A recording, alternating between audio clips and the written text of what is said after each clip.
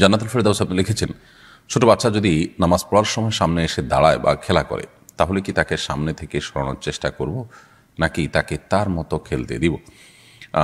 যদি সে আপনার খুব বেশি ডিস্টার্ব করে, তাহলে সেক্ষেত্রে আলতোভাবে সরাতে পারেন, যাতে আমলে কাসির না হয়। অর্থাৎ আপনি সরাতে গিয়ে আবার এত বেশি মুভমেন্ট করলেন যে আমলে কাসির হয়, এরকম যেন না হয়, সেই জিনিসটি খেয়াল করতে হবে। আর যদি সেটা না পারেন, তাহলে বা এত বেশি মুভমেন্ট না হয়, বরং সে যেটা খেলছে সে খুবই হালকা পাতলা খেলছে, এরকম যদি হয়, তাহলে সেক্ষেত্রে তাকে তার মতো খেলতে দিবেন। আপনি অযথাই তাকে ধরতে গিয়ে নিজের নামাজের মনোযোগ নষ্ট করা, কিংবা নামাজের যে কাইফিয়ত, নামাজের যে আপনার নামাজের যে অবস্থার মধ্যে আপনি আছেন সেটির পরিবর্তন করতে যাবেন, সেটার প্রয়োজন নেই।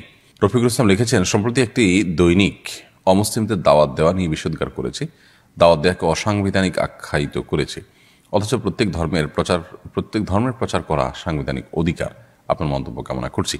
বা রফিকুল ইসলাম, আপনি যে রিপোর্ট বা যে আপনার লেখার কথা বলছেন জাতীয় দৈনিকের, সেটি সম্ভবত আমি দেখেছি এবং আর অনেকে দেখেছেন, যে খুবই দুঃখজনকভাবে একটি দৈনিক একটি মিথ্যা, সম্পূর্ণ ভিত্তিহীন এবং বানোয়াট আপনার রিপোর্ট প্রকাশ করেছে। সেখানে দেখিয়েছে যে অমুসলিম মেয়েদেরকে টাকার প্রলোভন দিয়ে তাদেরকে ধর্মান্তরিত করা, এটার নানা রকম প্যাকেজ ঘোষণা করা হয়েছে। যে সংগঠনের প্যাডে এটি লেখা হয়েছে বলে দেখানো হয়েছে, সেই সংগঠন থেকে আরও কয়েক মাস আগেই এরপরে প্রতিবাদ জানানো হয়েছে যে এটা সম্পূর্ণ ভিত্তিহীন, ভুয়া, কে বা কারা তৈরি করেছে এটা। তো সেটার উপর একটা দৈনিক নিউজ করতে পারে বেশ বড় সড়ো করে, এটা আসলে বোধগম্য নয়। যে মানে সংবাদ মাধ্যমের এত দুরবস্থা চলছে যে একটা গুজব এবং একটা ভিত্তিহীন কথা যাদের নামে প্যাড তৈরি করা হচ্ছে, তারা এটা যখন শুরুতে সোশ্যাল মিডিয়াতে ছড়িয়েছে, তখনই তারা একটা প্রতিবাদ জানিয়েছে যে এটা সম্পূর্ণ ভিত্তিহীন, ভুয়া। তো বহুকাল পর আসে সেটাকে নিয়ে আবার নিউজ করেছে একটা জাতীয় দৈনিক, এবং তাদের কোনো বক্তব্য সেখানে নেয়নি। আর ভুয়া যে, সেটা তারা ভেরিফাইড ফেসবুক পেজে তারা জানিয়েছে, অফিসিয়ালি জানিয়েছে, তারপর এটা করেছে। এগুলো আমাদের সাম্প্রদায়িক সম্প্রীতি নষ্ট করার প্রচেষ্টা। যারা এগুলোর সাথে জড়িত আছে, এই রিপোর্টের সাথে জড়িত আছে, এখানে যারা আপনার বিভিন্নভাবে এই রিপোর্টে নিজেদের মতামত ব্যক্ত করে পণ্ডিত জাহির করেছেন, তারা প্রত্যেকটা মানুষই কম বেশি এর দায় তাদেরকে নিতে হবে, তাই দায় এড়াতে পারেন না। আল্লাহ তাআলা আমাদেরকে তৌফিক দান করুন, আমরা যেন একটা সুন্দর সমাজ গড়ে তুলতে পারি। ইসলামের দাওয়াত দেওয়ার অধিকার, এটা সাংবিধানিকভাবে আমাদের রয়েছে। অন্য ধর্মাবলম্বীরাও তাদের ধর্মের দাওয়াত বা প্রচার তারা করতে পারে সাংবিধানিক অধিকার হিসেবে, কিন্তু সেখানে অন্য ধর্মাবলম্বীদেরকে দাওয়াত দেওয়াটাকেই দোষে মনে করা, এটা মূর্খতা এবং অজ্ঞানতা ছাড়া কিছুই নয়। এবং এগুলো আমাদের সমাজকে অস্থিতিশীল করে তুলবে। মন্দ জিনিস ছাড়া ভালো কিছু বয়ে আনার কোনো সম্ভাবনা নেই এই সমস্ত বিষয়ের কারণে। তাহারাত তানি আপনি লিখেছেন, আমরা যারা শহরে থাকি তারা চিরুনির সঙ্গে উঠে আসা চুল ফেলবো কোথায়? বাইরে ফেলার পর ময়লা ফেলা লোকেরা বিক্রি করলে কি আমাদের গুনাহ হবে?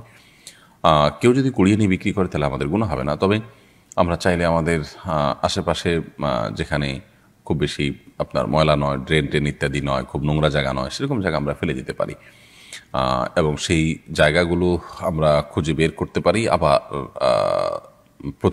প্রতিনিয়ত তো আর খুঁজে বের করা যায় না, তাহলে সেক্ষেত্রে আমরা কোনো এক জায়গায় সঞ্চয় করে রাখতে পারি। একসাথে হলে পরে কোনো মাটির নিচে পুঁতে ফেললাম বা কোনো জায়গায় ফেলে দিলাম, সেই কাজটি আমরা করতে পারি। মানুষের শরীরে কোনো অংশ বিক্রি করা জায়েজ নয়, এটা মানবতার অপমান।